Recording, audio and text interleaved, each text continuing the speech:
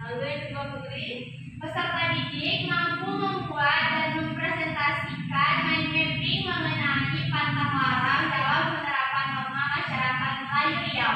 Nah, nomor 3 siapa?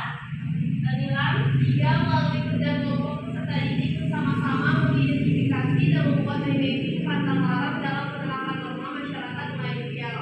Nah, yang keempat siapa?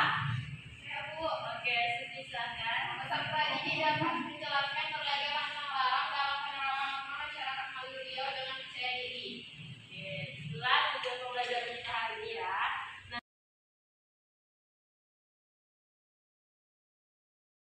Nah, sebelum slide-nya Ibu lanjutkan, ada yang tahu apa itu norma? Aturan, Bu. Oke, bisa. Nah, untuk penjelasan lebih rincinya, Ibu akan jelaskan. Nah, berdasarkan KBBI, Kamus Besar Bahasa Indonesia, norma memiliki arti sebagai aturan maupun ketentuan yang sifatnya mengikat suatu kelompok orang dalam masyarakat. Norma adalah aturan yang berlaku di masyarakat. Nah, norma itu ada terbagi menjadi dua, norma tertulis dan norma tidak tertulis. Kalau norma tertulis, contohnya apa? Tata tertib, Bu. Tata tertib undang-undang. Nah, betul. Kalau dalam negara kita, norma tertulis itu biasanya dalam undang-undang dasar, undang-undang negara, tata tertib kalau di sekolah. Nah, kalau norma tidak tertulis, itu biasanya berada di masyarakat dan tidak tertulis dan tidak tahu siapa pencetus awalnya. Namun itu disepakati di wilayah masyarakat tersebut. Nah, kalau norma tidak tertulis ini berbeda-beda di setiap wilayahnya. Misalnya, kalau di masyarakat Melayu ada yang namanya pantang larang. Nah, kalau ada istiadat, pengertiannya adalah aturan tidak tertulis yang sebagai hal baik oleh masyarakat sehingga menjadi sebuah kebiasaan.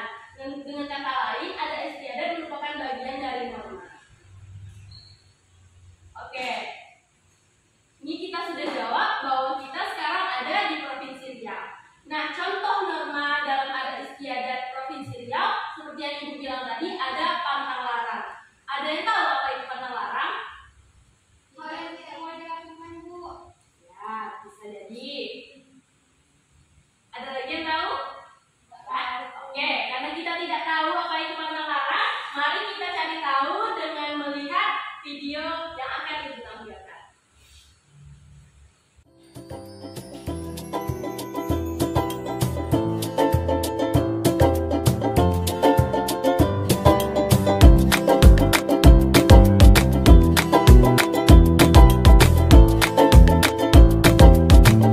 Hai Sobat kelas 4, apakah kalian siap melanjutkan pembelajaran? Apa? Siap! Bagus jika sudah siap. Sebelumnya, guru telah menjelaskan tentang norma dalam adat istiadat daerahku. Nah, selanjutnya kita akan mempelajari salah satu contoh penerapan norma pada masyarakat Melayu Riau. Yuk kita pelajari sama-sama. Wah Sobat, ada peringatan. Ada apa ini?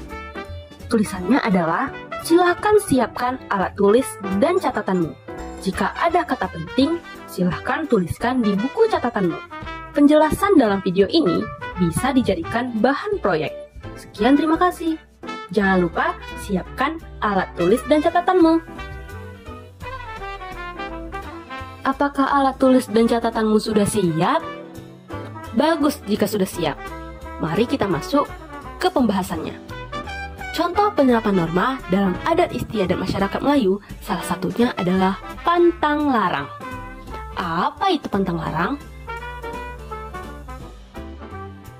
Pantang larang adalah pantangan dan larangan bagi setiap orang untuk melakukan sesuatu karena dapat menimbulkan hal-hal yang tidak baik bukan saja terhadap dirinya sendiri, tetapi dapat pula merembet ke orang lain. Pada hakikatnya, pantang larang adalah segala perbuatan yang ditabukan berdasarkan kepercayaan tradisional masyarakat Melayu. Apabila ada pelanggaran terhadap pantang larang, dapat menimbulkan berbagai sanksi, baik terhadap diri sendiri maupun terhadap masyarakatnya. Berikut disajikan beberapa ungkapan pantang larang dan maknanya. Yang pertama, pantang pagi-pagi duduk termenung di depan pintu. jauh rezeki. Apa makna dari ungkapan pantang larang ini ya? Makna dari ungkapan pantang larang ini sebenarnya mau menasehati anak tersebut supaya jangan duduk di depan pintu, karena tentu saja akan mengganggu aktivitas orang lain yang mau lewat. Lalu, ungkapan pantang larang yang kedua adalah pantang menyapu sampai ke atas meja, akan menjauhkan rezeki. Makna dari ungkapan pantang larang ini sebenarnya menasehati anak gadis tersebut untuk tidak menyapu sampai ke atas meja, karena sapu itu kan kotor dan dapat menimbulkan debu di meja. Hal ini tentu saja tidak baik untuk kesehatan. Ungkapan pantang larang selanjutnya adalah pantang melangkahi garam, susah buang air kecil. Makna dari ungkapan pantang larang ini sebenarnya mau menasehati anak tersebut agar tidak suka melangkahi makanan, karena itu tidak sopan. Lalu selanjutnya, pantang anak gadis bernyanyi sambil memasak, dapat suami tua. Makna dari ungkapan pantang larang ini sebenarnya menasehati anak gadis untuk tidak bernyanyi sambil memasak, karena bisa membuat masakan kurang steril. Air liur bisa saja muncrat atau keluar dari mulut saat bernyanyi. Pantang membaca senja-senja hari, nanti rabun. Makna dari ungkapan pantang larang ini sebenarnya menasehati anaknya untuk membaca di tempat yang terang. Pantang potong kuku malam-malam, nanti pendek umur. Makna dari ungkapan pantang larang ini sebenarnya menasihati anak tersebut untuk tidak memotong kuku di malam hari, karena bisa salah dan terluka. Pantang duduk di atas bantal, nanti pantat berbisul. Makna dari ungkapan pantang larang ini sebenarnya untuk menasihati anak tersebut untuk tidak duduk di atas bantal, karena bisa menyebabkan bantal itu sobek. Pantang bercermin waktu hujan, nanti kena tembak petir. Makna dari ungkapan pantang larang ini sebenarnya menasehati anak untuk tidak bercermin waktu hujan, karena cahaya petir itu mencari cahaya dan arus listrik. Nah, itulah beberapa ungkapan pantang larang dalam masyarakat Melayu. Jika sobat ingin tahu, masih banyak lagi ungkapan pantang larang lainnya. Pantang larang merupakan salah satu contoh penerapan norma dalam adat istiadat. Nah, pantang larang digunakan pada masyarakat Melayu untuk menerapkan norma.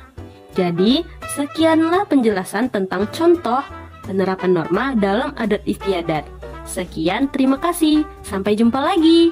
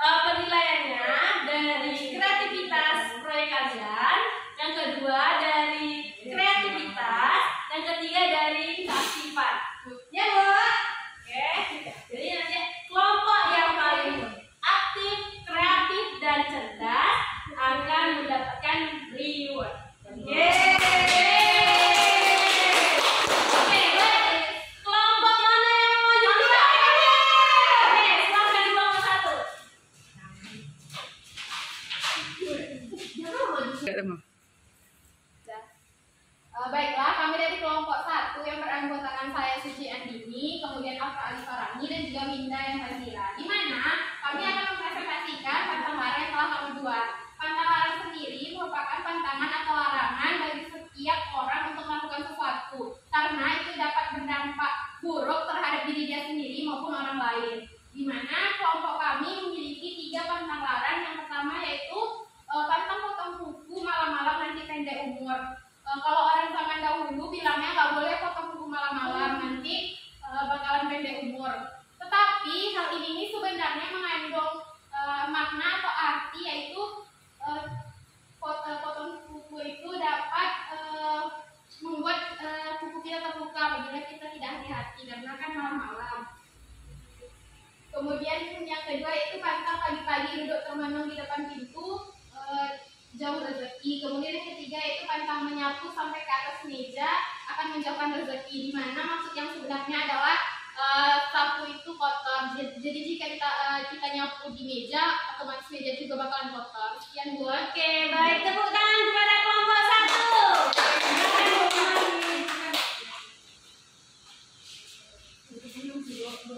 Baik, silakan kepada kelompok 2 untuk mempresentasikan karyanya.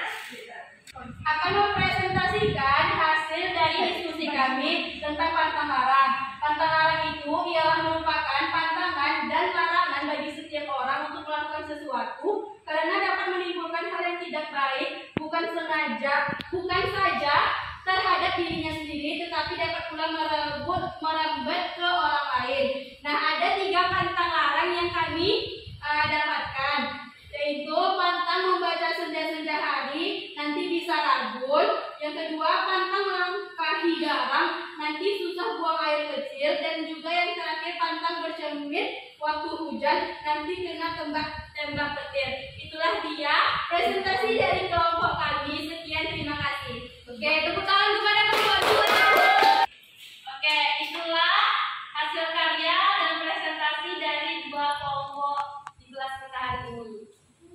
Nah, sekarang Ibu akan mengumumkan dari penilaian kreatif, cerdas, dan kreatif kelompok yang paling aktif, cerdas, dan kreatif. Oke, jangan takut aja ya. Ya, Bon. Adalah kelompok 2. Kelompok 1. Ibu punya 5. Anak-anak suka coklat? Pada perwakilannya silakan maju. Iya, dan Muhammad. Oke, mantap. Kelompok 2, jangan berkecil hati. Mudah-mudahan di lain hari kalian dapat juara. Oke? Dengan diberikannya report tadi, berakhir pembelajaran kita hari ini. Siapa yang bisa menyimpulkan pembelajaran kita pada hari ini? Saya Bu. Oke, silakan Bu.